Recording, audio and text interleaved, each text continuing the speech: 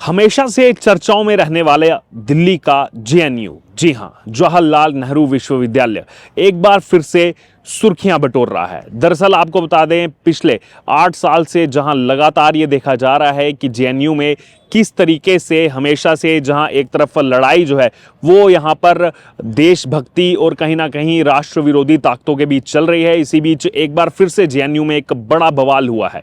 जी हां, आपको बता दें कि एबीवीपी यानी कि अखिल भारतीय विद्यार्थी परिषद की तरफ से जो है बीती शाम को द साबरमती रिपोर्ट, जो मूवी हाल ही में आई है, उस मूवी की स्क्रीनिंग जो है वो रखी गई थी जेएनयू के अंदर। और जेएनयू में जो साबरमती डाबा है, वही साबरमती डाबा जिस पर 2016 में ये प्रकरण हुआ था, जहां पर ये आरोप लगते रहे हैं वामपंथी दलों पर कि उन्होंने, जिसमें कन्हैया कुमार उस समय जो है अध्यक्ष थे जेएनयू-एसयू के, कि उस समय जो है भारत के खिलाफ नारे लगाए गए थे। और उसके बाद एक पूरा जो है यहां पर जेएनयू को लेकर के एक नैरेटिव जो है वो पूरे देश भर में छिड़ा था। और अब उसी साबरमती डाबे के बाहर जो है अखिल भारतीय विद्यार्थी परिषद की तरफ से बीती शाम को एक कार्यक्रम रखा जाता है और उस कार्यक्रम में द साबरमती रिपोर्ट जो मूवी है, उस मूवी की स्क्रीनिंग रखी जाती है। दरअसल इस मूवी को लेकर के पहले से भी लगातार चर्चाएं होती रही हैं, लेकिन ये कार्यक्रम सक्सेसफुल ना हो पाए, ये कार्यक्रम किसी भी तरीके से जो है यहाँ पर पूरा ना हो पाए, इसको लेकर के वहाँ पर पथराव की घटना जो है वो निकल करके सामने आई है। और ये आरोप जो है खुद अखिल भारतीय विद्यार्थी परिषद जेएनयू की जो यूनिट है उनकी तरफ से लगाया गया है कि कल जब यहाँ पर ये स्क्रीनिंग रखी गई थी तो यहाँ पर गोधरा में क्या हुआ था, जो ये पूरी मूवी दर्शाती है, उसको लेकर भी काफ़ी ज़्यादा चर्चा है, उसके बारे में भी बात करेंगे। तो आखिरकार अगर ये मूवी की स्क्रीनिंग वहां पर हो रही थी तो इस मूवी की स्क्रीनिंग होने से जो बाकी वहां पर विरोधी दल हैं उनको आखिरकार क्या आपत्ति थी, सवाल यहां पर ये उठ करके सामने आता है। जहां एक तरफ बड़ी बड़ी बातें की जाती हैं फ्रीडम ऑफ एक्सप्रेशन की, आर्टिकल 19 की हमें जो है यहां पर संविधान जो है वो फ्रीडम ऑफ एक्सप्रेशन देता है, हम कुछ भी बोल सकते हैं, बोलने की आज़ादी है। तो फिर अगर यहां पर फ्रीडम ऑफ एक्सप्रेशन है तो फिर ये सेलेक्टिव क्यों है? जी हाँ, ये सवाल उन दलों से हैं जो बार बार जो है इसको लेकर के कहीं ना कहीं चर्चाएं छेड़ते रहते हैं कि हम जो है कुछ भी कह सकते हैं, कुछ भी बोलने की हमें आज़ादी है। जब आपको कुछ भी बोलने की आज़ादी है तो अगर जेएनयू के अंदर द साबरमती रिपोर्ट मूवी जो है उसकी स्क्रीनिंग हो रही है तो फिर उससे आपत्ति क्यों है आपको? पीठ पीछे से आखिरकार ये वार क्यों किया जा रहा है? पीठ पीछे से क्यों वहां पर पथराव की घटना की जा रही है? वहां पर जो मौजूद वहां पर फ्लैक्सीज हैं, जो फ्लायर्स वहां पर लगाए गए हैं, उनको क्यों फाड़ा जा रहा है? आखिरकार किस चीज का डर है इन विरोधी दलों को अगर ये मूवी दिखाई जा रही थी? और अगर आपको इसका विरोध दर्ज करवाना ही था तो कोई और भी तरीका हो सकता था। ऐसे बार बार पीठ पीछे से आना, पीठ पीछे से आकर के बार बार कभी पथराव करना, कभी जो है इस तरीके से वहां पर वायलेंस फैलाना, ये एक पैटर्न सा बन गया है जेएनयू के अंदर। और ये पीछे एक लंबे अरसे से हम जो है वो देखते आए हैं।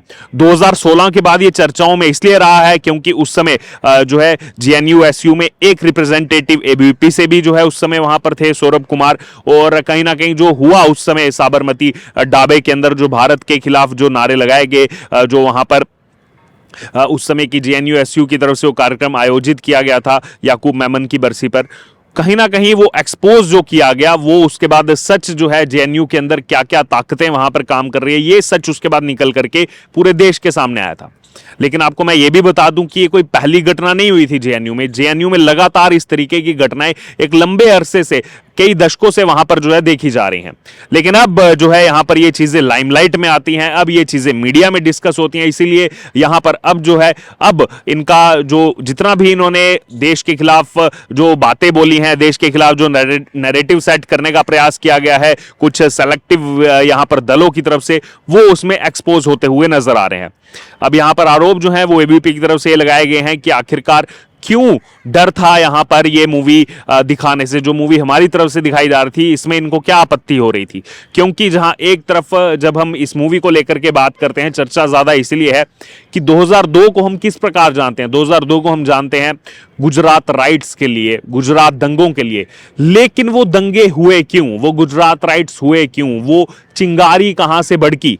इसके ऊपर इतने सालों तक कोई बात ही नहीं हुई। इसके ऊपर कितने सालों से किसी ने कोई चर्चा ही नहीं की, किसी ने इस बारे में सोचा ही नहीं कि आखिरकार वो चिंगारी भड़की कहां से, वो कोई जो है यहां पर क्यों ये इतनी बड़ी घटना को वहां पर अंजाम दिया गया।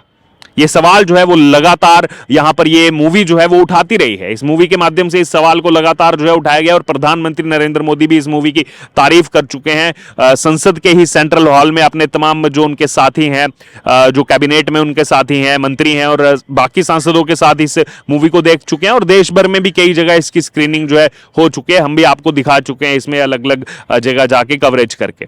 तो अब आखिरकार जब सब जगह स्क्रीनिंग हो रही है, वहां पर किसी प्रकार की कोई दिक्कत नहीं आ रही, वहां पर जो है आराम से सब आकर के इस मूवी को देख रहे हैं, वो जो मूवी में दिखाने का प्रयास किया गया है उसको देख रहे हैं। लेकिन जेएनयू की जब बात आती है, जेएनयू में जब ये मूवी दिखाई जाएगी तो यहां पर दिक्कत हो जाएगी कुछ सेलेक्टिव जो है यहां पर दलों को, वहां की यूनियन को। तो आखिरकार क्यों? ये फ्रीडम ऑफ एक्सप्रेशन केवल आपके लिए तो नहीं है। अगर इस फ्रीडम ऑफ एक्सप्रेशन की आप बात करते हैं जिसमें आगे ये भी जोड़ा गया है कि फ्रीडम ऑफ एक्सप्रेशन है लेकिन देश की संप्रभुता, अखंडता को कोई किसी प्रकार का खतरा नहीं होना चाहिए, उसके खिलाफ नहीं बोल सकते आप। देश की एकजुटता, संप्रभुता, अखंडता के खिलाफ आप नहीं जो है बात कर सकते। फ्रीडम ऑफ एक्सप्रेशन में वो चीज नहीं आएगी। लेकिन जब कोई और मूवी की स्क्रीनिंग रखेगा तो इनके लिए जो इनका so called freedom of expression है वो गायब हो जाएगा।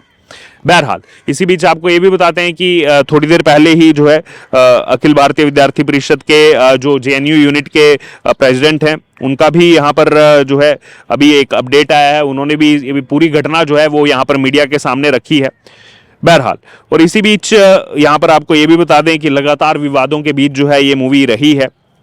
लेकिन अब जेएनयू में जो एक बार फिर से ये प्रकरण हुआ है, वहां पर ये जो घटना देखने को मिली है, पथराव की उसमें घटना है या फिर फ्लैर जो वहां पर फाड़े गए हैं, जो पोस्टर वहां पर लगाया गया था मूवी स्क्रीनिंग का, उसको वहां पर जो है फाड़ा गया है। तो आखिरकार ये क्यों? ये करने से जो है यहाँ पर क्या गोधरा में जो हुआ था, जो सच्चाई है 2002 की, क्या वो छिप जाएगी? ये जो भी दल यहाँ पर जिसके ऊपर आरोप लग रहा है कि वामपंथी दल इसके पीछे हैं, जो ये घटना हुई है, क्या ये फ्लैर्स फाड़ करके, क्या यहाँ पर इसमें जहाँ स्क्रीनिंग होनी है वहाँ पर इस तरीके से पत्थर फेंक करके, उनको क्या लगता है कि वो जो 2002 का सच है क्या वो रोका जा सकता है? जो हिस्ट्री में हो चुका है क्या उसको वो बदल सकते हैं? जी नहीं, वो बिल्कुल नहीं बदला जा सकता। लेकिन जो यहाँ पर वामपंथी दल जिन पर यह आरोप लग रहा है कि उन्होंने इस तरीके से यहाँ पर इस स्क्रीनिंग को रोकने का प्रयास किया और कहीं ना कहीं वहाँ जो छात्र मौजूद थे उनको भी चोट इसमें आ सकती थी। लेकिन दूसरी तरफ सवाल लगातार ये भी उठ रहा है कि जेएनयू के अंदर लगातार इस तरीके के प्रकरण जो है वो हर समय हम देखते रहते हैं, चाहे फिर वो 2020 का प्रकरण हो, चाहे 2019 का प्रकरण हो, 2016 का प्रकरण सबके सामने है। तो फिर आखिरकार यहाँ पर सरकार पर भी कहीं ना कहीं लोगों की निगाहें टिकी हुई हैं कि सरकार को इसमें कुछ कड़ा संज्ञान लेना चाहिए। फ्रीडम ऑफ एक्सप्रेशन के नाम पर कुछ भी यहाँ पर किया जा रहा है।